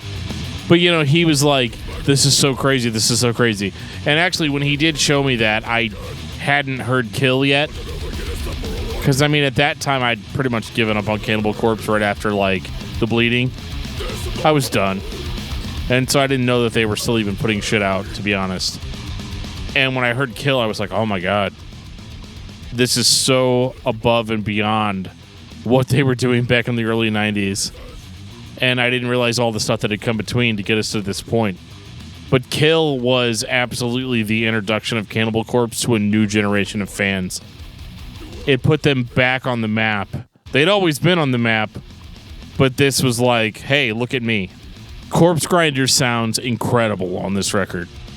And like, it's weird because with a lot of death metal vocalists, when you get to this point in the career, they start to sound really tired and boring.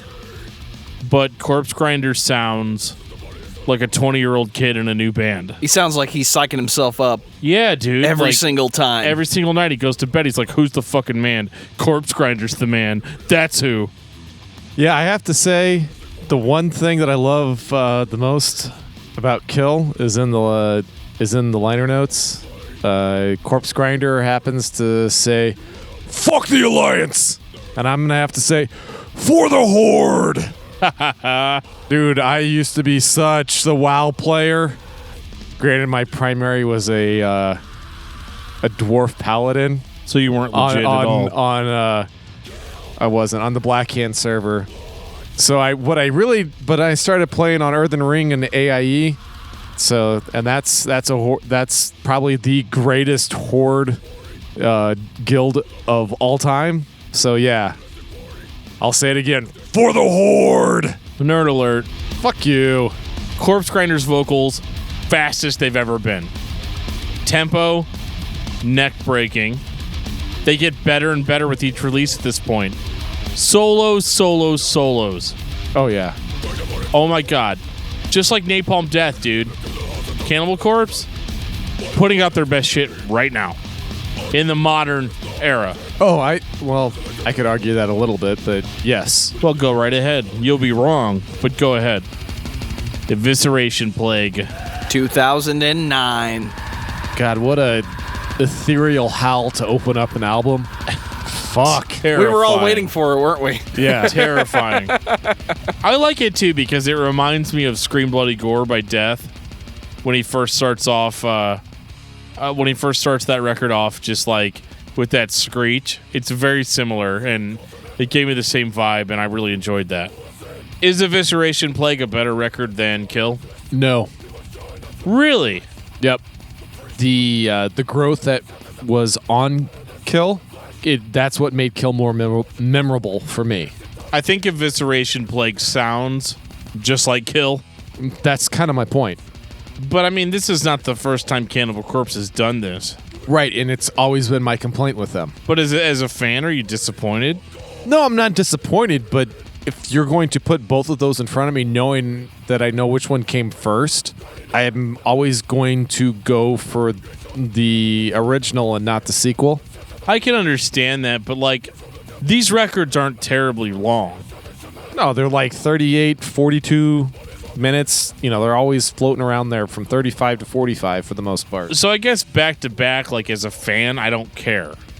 Like, I'm listening to it, and I'm like, this is Kill Part 2. I loved Kill. What's the problem? And it's the same mentality behind bands like Slayer.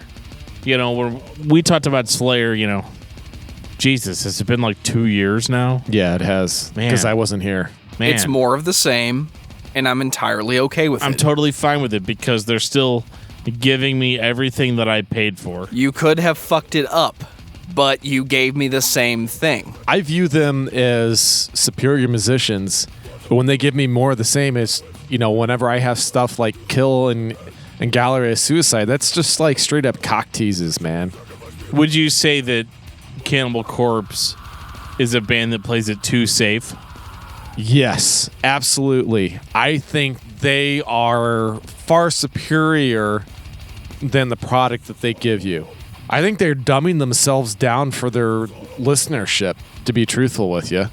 Do you think as they got more popular, they were like, well, we don't want to lose this steam train that we're on? And I'm not going to blame them. I understand it. I mean, you got to go with the gravy train.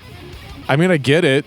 But I'm not convinced they make a whole lot of money, though. Dude, touring? Fuck yeah, they do. Even at this merchandise? Point, well, yeah, they do. Some of that cover artwork, that's got to be worth its weight in gold, yeah, right? that's kind of what I'm getting at is, you know, because of the shock and awe factor that they have, yeah, they make their money.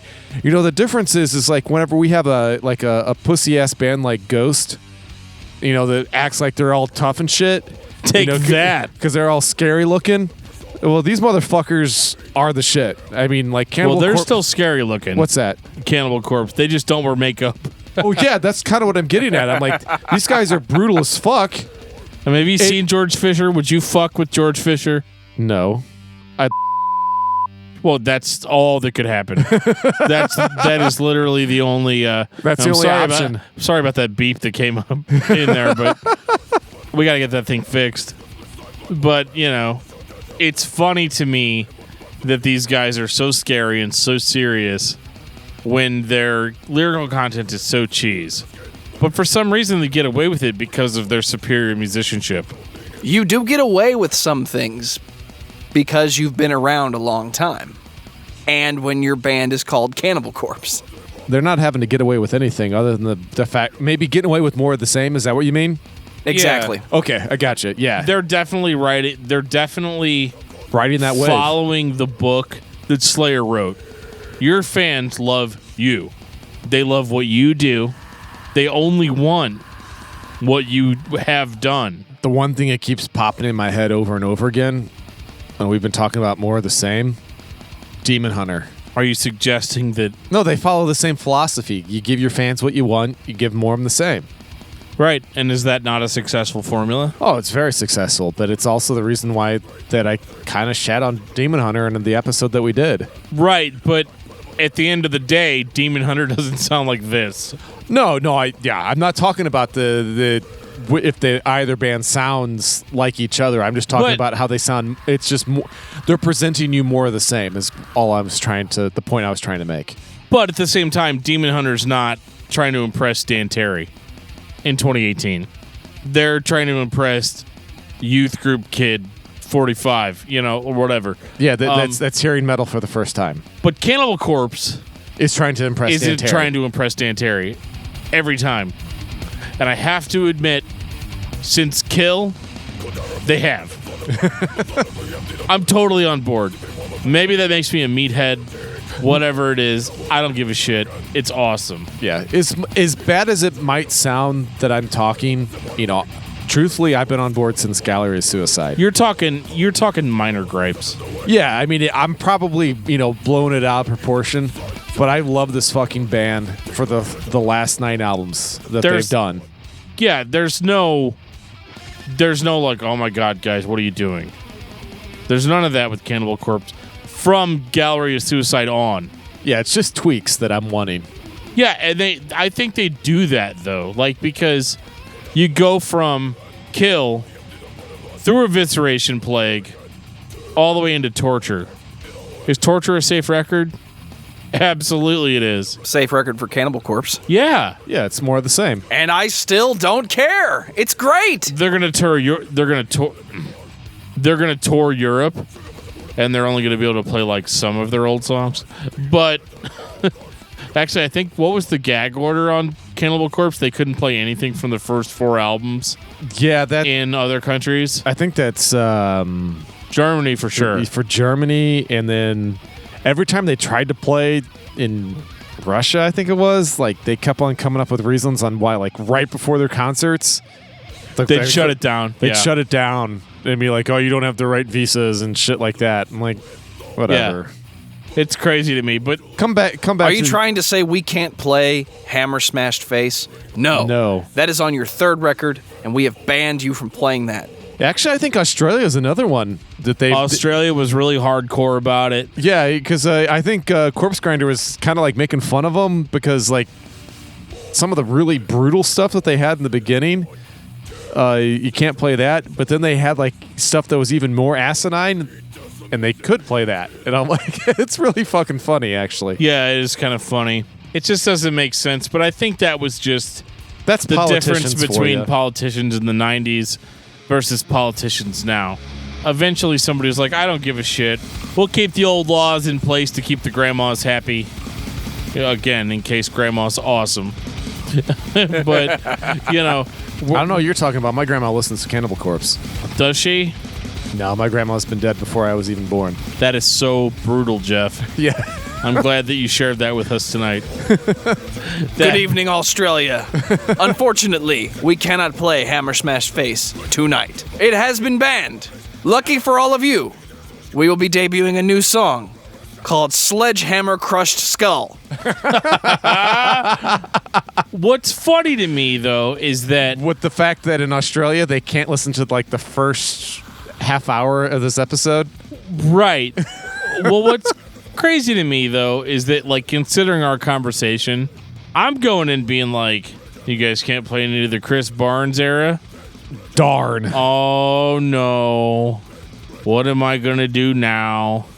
I guess I'll just twiddle my thumb. Fucking right. Vile on. Yeah, Vile on, man. Good evening, Australia. Yep. I know, we're back. Tonight, we're playing Kill in its entirety. Victory. Let's do it, man. I am totally on board for that. And I know we're not talking about Torture. Not gonna lie, Torture sounds like the last 2 albums they put out. Yeah, flat out, it does. I'm not gonna lie to you and tell you that Cannibal Corpse is an innovative band. They're not. Oh, they can be. They will be when they want to be. They will be, but on Torture they were not. No. On Torture they just basically played it safe for 2 albums, which is kind of a trend I'm noticing, because Gallery of Suicide, they did a cool thing, and then they waited 2 albums. Then they did another cool thing, and they waited 2 albums. Well, they waited 3 albums. I thought it was Kill when they really started doing cool shit again. Yeah, I mean, whatever your opinion is, which is probably wrong. Okay. Unless it's mine, it's not right.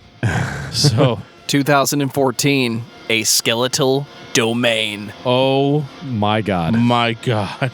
Dude. This record. It is groovy as fuck, man. So groovy. They were like, okay, we played it safe. Fuck you guys. We're going to put out this groovy album. It's going to be interesting. It's going to be technical. It's going to have traces of melody in it. I know, it's crazy shit. And you know what? You're going to love it because we're still talking about hacking people apart. Easily my favorite album. Love this fucking album. This is my second favorite album. Yeah, this one I hit 7 times this week. 7 times? You had time for that? Yeah. I've been listening to this album for like 4 weeks, dude. Like, it's so great. Because, like, I mean, I made the calendar, so, like, I know what bands we're going to talk about ahead of time before I even tell you guys. So, like... Well, here's the great thing. I started listening to this, like, early on because I was like... I remember buying this on CD. Really wish I'd have bought it on vinyl.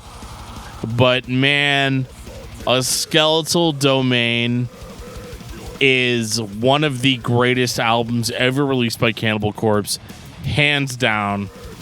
I don't give a shit what Chris Barnes fans from the early 90s think about it. Couldn't give less of a shit. This is an album that was perfected over time by guys that were above average musicians and just had to find themselves in order to make it happen. And they finally made it happen in 2014. Dude, I love this album. It's everything that I ever hoped and wanted for from Cannibal Corpse. Dan just got some victory and fanfare. Dude, it's so brutal. Dude, it's brutal, it's groovy, it's badass, it's in your face. But you can do that and still be technical and minorly melodic at the same time, where it's melodic enough where everything's fucking cohesive. And that's what I love about this album, is that it's just so smooth. I like, how the fuck can you say that about a Cannibal Corpse album? It's smooth for Cannibal Corpse. It's really fucking smooth for Cannibal Corpse. But that's okay. Like we said about like Dillinger Escape Plan or Slayer, if you're only here for Godzilla, if all you care about is the gore lyrics, they got you covered, dude. Well, don't even worry about it. It's funny you would mention Godzilla because some of the drumming on this kind of reminds me of, obviously it's... Gojira? Gojira. I got some Duplantier vibes in the drumming on this album. Yeah. And you know that's quite all right with me. Those French boys are everywhere. Excuse me, sir. Yes, sir? I was told one of you is here for Godzilla? That's correct. I am only here for Godzilla. He's out back, waiting for you. Perfect. When can I see him? Right through that door. Perfection. I knew that once I talked to the manager, I would finally get what I want. I wish I knew more about how this record was produced. I haven't done a lot of research into how Cannibal Corpse records, if they have a specific producer that they go for, if there's a specific studio that they want to be in. A lot of what is happening on A Skeletal Domain is the same musicians on Kill, The Wretched Spawn, Gore Obsessed, and even Torture. But it's the way the record is put together. It does sound different. It does sound better. It sounds like there's something else going on. They really tried hard. It's the opposite of what death metal, black metal is still today trying to say. It doesn't matter about the production. We just make it sound like shit on purpose. It clearly does matter. When you put effort into it, it sounds better. There is nothing wrong with that. I have to point out 2 of my favorite tracks on this. Funeral Cremation and Ice Pick Lobotomy. And they're back to back. I mean, God, it's fucking great. You already got it for me. Ice Pick Lobotomy is my shit. Yeah, it's fucking great, isn't 100%. it? 100%. This is one of those cover-to-cover listens that I always talk about. This is another 10 out of 10 for me. And for a band like Cannibal Corpse, that's kind of amazing. Because they're a band that I think a lot of people don't come into expecting much from. No, you're absolutely right. I mean, they are, you know, it's kind of like that girl next door. You've been so obsessed with that supermodel blonde that you didn't realize, holy shit, you know, the gal next door is everything that I always wanted. And it's there, and she's great and awesome, and so is this album. Keep in mind, though, the girl next door is a straight-up corpse. Okay. Like, straight up. because this is the neighborhood we live in. Yes. We live in the deathcore neighborhood. I've been listening to a lot of death grind and grindcore, and this death metal has been like a nice, easy, relaxing listen. This band, how fucked up is that? Like Cannibal Corpse is like your relaxing listen.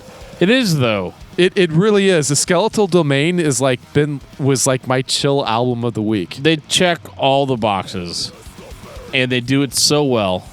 So in 2017, they put out a new album, which I was surprised by, actually. This was the first post-podcast, like from when we started the podcast, album that had come out from Cannibal Corpse. And I remember waiting for it because there was an idea that we were going to do a Cannibal Corpse episode a lot sooner than this. But we scrapped it because I was like, I don't know, man, that Red Before Black's coming out. I got to hear that shit before I say anything. This record, if you like a Skeletal Domain, you're getting that again. This is the first time the band has done the crazy thing twice. Now, they're infamous for unfortunately being like, well, that sold really well, so let's do it again. In my opinion, Red Before Black incorporates the brutality of Vile with the technicality and the musical prowess of a Skeletal Domain. There's less groove, too. But a little bit less. It's more brutal. Oh, yeah. Quite a bit more so, I'd say. But, I mean, it's Cannibal Corpse. I want it to be brutal. So whatever your opinion is that's like, oh, it's not as good because it's brutal is wrong. It's a public service announcement. I'm just letting you know. What, I'm always wrong? Always. Yeah, I've gotten used to that. Wait till next week. Yeah, you know what? Yeah, because next week I don't think I've heard a single song from this. Next week we're going straight gothic metal. Okay, well, I'm okay with that. But Red versus Blue. Oh, yeah, I knew you were going to go there. Halo, motherfucker. Red Before Black was a surprise album for me. I thought it really checked all the boxes, and they really tried to incorporate everything that they've done in the past 10 years into one record. Yeah, you can criticize them for not being innovative. It's not innovative at all. No, it is not. It's another safe play. But at this point, man, I'm a fan. When I started this musical journey earlier this week, it was a little rough. I got to Gallery of Suicide, and I was like, okay, please do something different. And thank God they did. Because, I mean, after listening to Eaten Back to Life, Butchered at Birth, you know, like, I was like, oh, man, I don't know if I can keep going. I don't know if I could listen to 14 albums of this shit. Right. Yeah. And to be honest, since then, I've been completely impressed. You're not They've the only always one. done something that I've been like, I was not expecting that from this band. However, they're also a band that understands why I liked them in the first place, and they deliver on that. So as a fan, I'm like, this is great. They care what I think. And they follow that, and they deliver consistently every time. This is one of the few exceptions where they didn't release a load and reload. We didn't ever have to sit through an album by Cannibal Corpse that had clean vocals. Can you even imagine how shitty that would be? Sure, it's called In Flames. Go back and listen to that episode. I'm even more drunk on that one than I am on this one. They've never messed up. And in the history of this show, that is not very common. Napalm Death was the only other one I could think of that's putting out the best music of their career right now. So in roughly 2 hours, we're basically saying it's all good. It's not all good. As you go forward. Yes. From 1998, so for the last 20 years. We're uphill the whole journey. 20 out of 30 ain't bad. Yeah, no shit. The bleeding notwithstanding. But I mean, even then, if you really think about it, if you loved Butchered at Birth through the bleeding, you're still fine. And I think that kind of echoes the sentiment that me and Geoff have about the newer material, is that, like, you know what? Even if it's a little derivative, it's not bad. It's still what I want. It's still what I expect. I'm happy whenever they surpass what I expect, but I'm still okay with what I expect. So even if you're a diehard Chris Barnes fan, and that's the only era of the band that you like, they still delivered that. It's not our preference. But if it's your preference, you're okay. They still got you covered. We're definitely more of the progressive, technical fans. So we want to hear what else they got. But I would say throughout a 30-year career, the fact that they are still relevant musically is a huge testament to how great of a band they are and how tight they are and how much they listen to their audience. That's my final thought. Geoff, what about you? First go around with Cannibal Corpse. Thought they were a gimmick band. And initially, they pretty much were. Then Gallery Suicide hit. And I realized that, yes, I think Corpsegrinder gets all of the accolades about, the new direction of the band. But I actually think it might actually, Pat O'Brien might be more important to the band as a whole. That's the lead guitarist. And he writes most of the technical material that you're hearing on the last 9 albums. He's amazing. He's one of my favorite guitarists.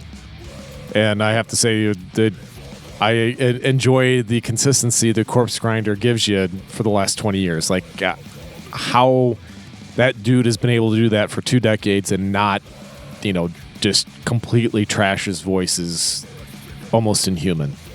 So, yeah, I love these guys. And I never thought that I would be saying that on an episode because my first exposure to this band was the Chris Barnes era that I didn't really care about. I truthfully kind of thought it sucked. I mean, sure, it was fun. Shock value was, got a kick out of that.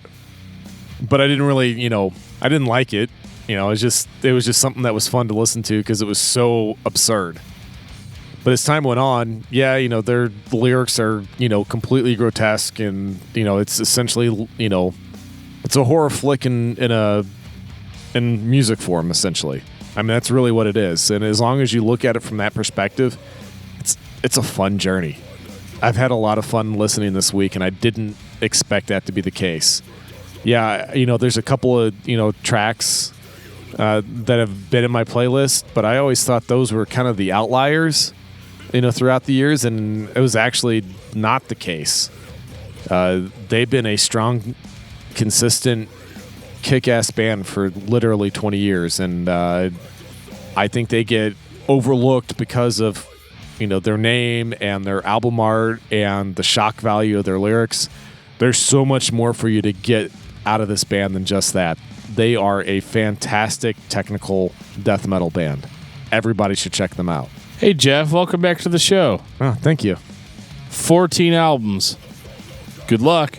Do you want to listen to a band that it is acceptable that you will enjoy nearly all of it? Listen to Cannibal Corpse. Do you like technical death metal? Listen to Cannibal Corpse. Do you like listening to vocals that at times are completely inaudible? Listen to Cannibal Corpse. Do you like heavy thrash? Listen to Cannibal Corpse. Cannibal Corpse is a band that people know the name, not a lot of people listen to. And they are a band that should be listened to more. In a world where Anthrax can be the 4th band in the Big 4, we can start stacking up bands that could easily take that spot. But Cannibal Corpse, I think, is the number 1 for technical death metal. Not because they're the best, but they do set a bar that other bands can't top. Not because they're better, but what they do and the way that they do it is simple and unique. How many bands just chug their way through the song? Most of them. But the majority of the vocals are just one guy doing a take. So let's see if your band can keep up. Geoff, what's your album of the week? All right. This band is really just one dude. His name is Fink. F-I-N-K. And it's not metal, but it's fantastic. The name of the album is Perfect Darkness. And I will tell you this. The first track you ought to check out is Warm Shadow. And I actually got this off it was on an episode of The Walking Dead, and I've been a fan of this guy ever since. And this was probably season 3 or 4 that song is being. I think they just get to Alexandria, so if you're a fan of The Walking Dead, it's in there, and that's where I found it. And this dude's fantastic, so check it out. Dan, what about you? My album of the week is a little bit of a different one. It's not metal at all, but it is the solo album by Stephen Mark Sarro. It is called The Spirit Shrill, and it is like a noise. It's terrifying. There's really no other way to describe it. It's not beautiful like the Unteachers album was. It's terrifying. It's a little bit noisy. It's a little bit atmospheric.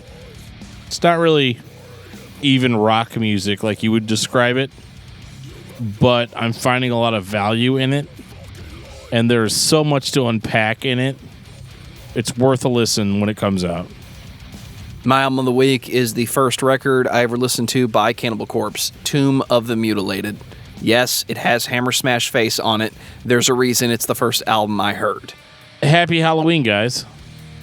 We've had a lot of fun this month talking about bands that were a little bit more scary. We talked about Mushroom Head, who thinks that they're scary. They're not.